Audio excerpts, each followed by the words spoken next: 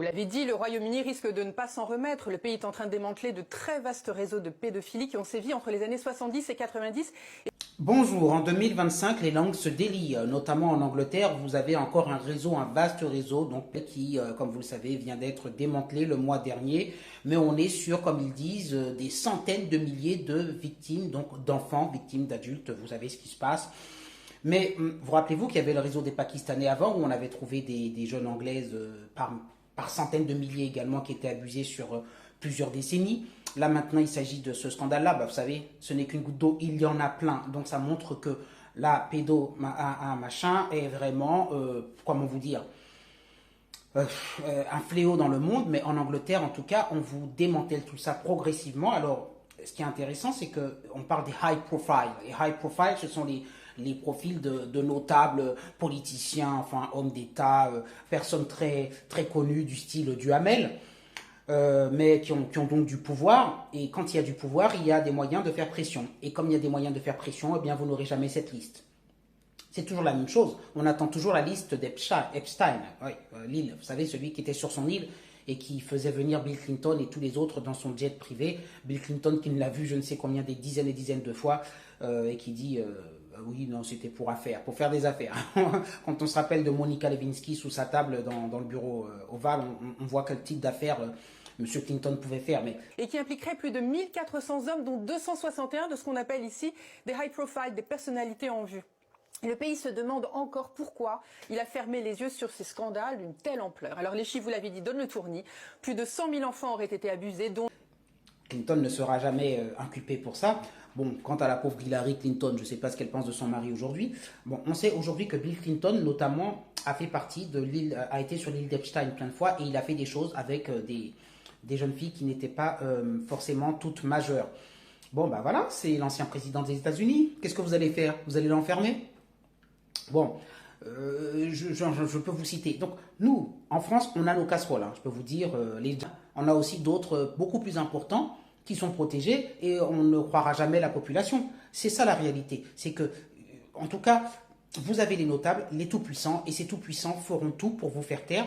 Récemment, on a des personnes, même une personne qui a disparu, hein, par exemple dans l'affaire Puff Daddy. Le principal témoin, il a disparu, on ne sait pas où il est. Non, vous savez, honnêtement, ce sont des gens puissants. Et dans ces réseaux-là, je peux vous dire, hein, si ça ne parle pas pour Epstein, si ça ne parle pas pour, pareil, ces réseaux-là, les 260 notables et les 1400 coupables de ce... On dit 1400, mais il y en a plus que 1400, hein, on le sait. Centaines de milliers de Britanniques entre les années 60 et 70. Je peux vous dire, si ça ne parle pas, c'est parce que derrière, on fait pression sur votre famille. On vous fait comprendre que si vous parlez, on va zigouiller votre enfant, ceci, cela. Et qu'à un moment donné, vous avez l'intention de parler, mais votre vie, et pas que la vôtre, même si vous êtes prêt à donner votre vie pour la cause, celle de votre maman, de vos proches et tout ça, elle est en danger. Et à un moment donné, ça ne parle pas parce que, je vous dis, là, on est dans le crime. Voilà, il faut bien comprendre, hein, on est dans le crime. La pédophilie, ça veut dire ce que ça veut dire. Les personnes qui sont ces notables-là, genre Bill Clinton et tout ça, enfin à Londres, c'est pas Bill Clinton, mais c'est, je veux dire, du même acabit, qui sont très proches du pouvoir. Vous croyez qu'ils ont envie de voir leur carrière s'effondrer, leur réputation? Non. Ils feront tout ce qui est en leur pouvoir, et comme ils ont du pouvoir, ça veut dire jusque-là d'aller prendre des à gage. Ils sont capables de vous éliminer, ou en tout cas de vous, voilà, d'aller jusque-là. Donc les personnes, à un moment donné, se taisent. C'est ça la réalité. Et puis c'est toujours l'enfant qui trinque au final. Donc voilà, aujourd'hui, le monde dans lequel nous sommes, un monde... alors, on a toujours été dans ce monde-là, hein, mais je pense. Mais là, il y a des affaires qui sortent parce que les langues se délient. Aujourd'hui, la quarantaine, et dont nous ne connaissons pas le nom de famille. Alors, il a témoigné en décembre dernier et il a affirmé que son père, qui l'abusait régulièrement, l'avait livré en pâture comme esclave ses groupes de parlementaires et que, comme lui, 15 à 20 autres garçons auraient été concernés. Mais bien d'autres affaires sont en train de remonter à la surface et la police ne cesse de recueillir des nouvelles plaintes sur ces 1433 suspects. Très exactement, 216 sont morts, mais il resterait 76 politiciens, 43 personnes de l'industrie musicale, 135 personnes travaillant à la télévision, la radio ou dans l'industrie du film et 7 dans le monde du sport. Bref, ce scandale intervient dans la foulée de l'affaire qu'on a appelée Jimmy Savile, du nom du présentateur vedette, d'un des présentateurs vedettes de la BBC, dont on a appris après sa mort intervenue en 2011 qu'il avait abusé de centaines d'enfants sans jamais avoir été inquiété. Parce qu'il y a les réseaux, parce qu'il y a Internet, parce que on est dans une ère où les choses peuvent sortir par les réseaux sociaux. Je veux dire là, vous n'entendrez encore une fois pas cette information sur France 2, TF1. Mais vous savez, quand vous regardiez Claire Chazal, PPDA à une certaine époque, eh bien, vous aviez un seul canal à regarder. Et ce canal-là, vous ne vous révélez pas ce genre de choses. Mais maintenant, vous avez TikTok, vous avez Instagram, vous avez tout ça.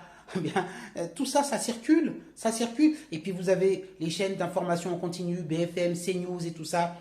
Ça nourrit, ça circule. Et donc, les choses finissent par se savoir. Alors bon, moi, je dis, au fond de moi, je dis, on ne démantèlera pas complètement le réseau et on ne saura pas tout, on n'aura pas la liste. En tout cas, peut-être que les personnes seront arrêtées, mais le public n'aura pas la liste. Et moi, je pense que, j'espère me tromper et qu'un jour, on aura la liste d'Epstein et la liste de tout ça.